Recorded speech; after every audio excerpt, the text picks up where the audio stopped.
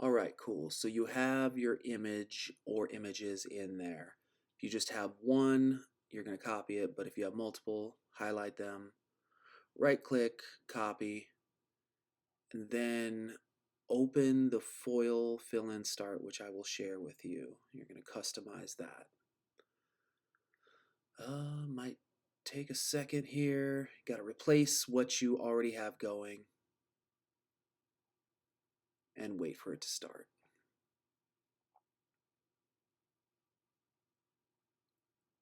It's a pretty big file, but if you look, it's made up of a bunch of different weld results, but they're all united. You can close that so it's just one thing.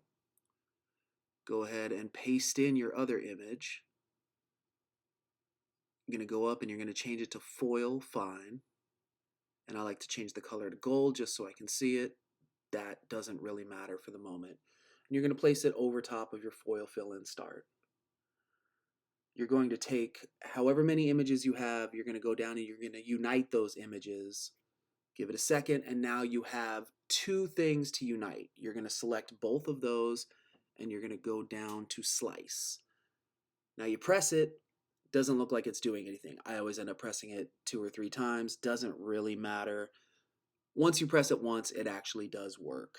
It just takes a while, so it doesn't seem like anything's happening, but it is in the background. Let's fast forward. So a few minutes later, you'll see all of your slice results pop up. It's a bunch of individual ones. You only need one, so just go ahead and start deleting all of them until you're left with just one. You're going to highlight it. You're going to change it to pen. Color doesn't matter at this point. You're moving it up. You're going to make it. On a mat, here it is. I always move it down just below 1 inch because of the paper, the way it works on the mat. So just move it down below 1 inch. You don't have to mirror it. And you're going to continue.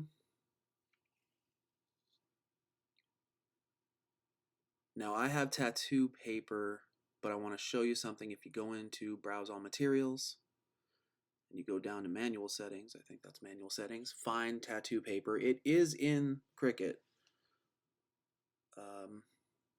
It was already in there for some reason. I changed the pressure. I think that was default. I turn it all the way up and save it.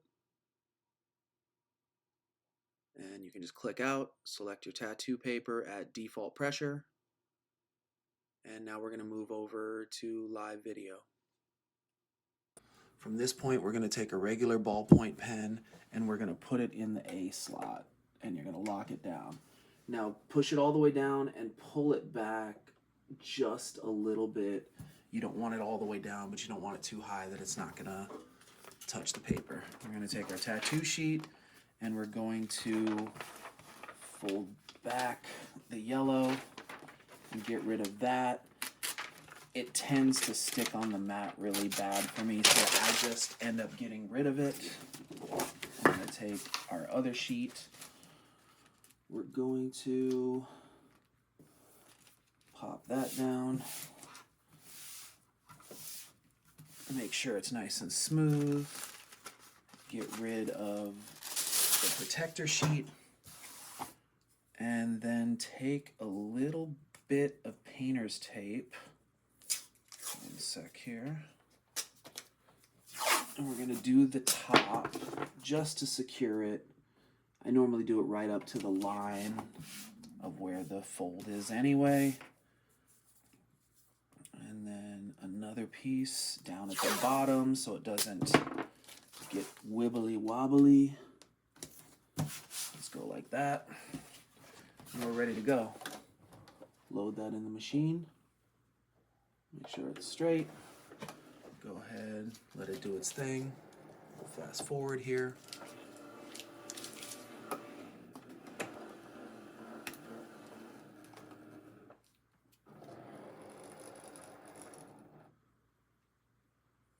And I'm going to press go.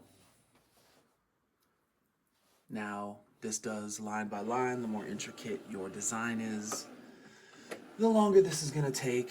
It does take a while. Those thermal printers are nice, but I have this, and this is how I figured out how to do it until maybe I get one of those. But it's cool. It totally works. We'll see you in a sec. All right, we're done.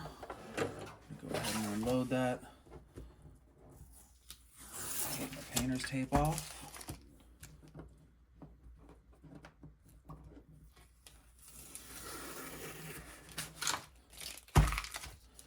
And we have the stencil underneath. We can now just take that page.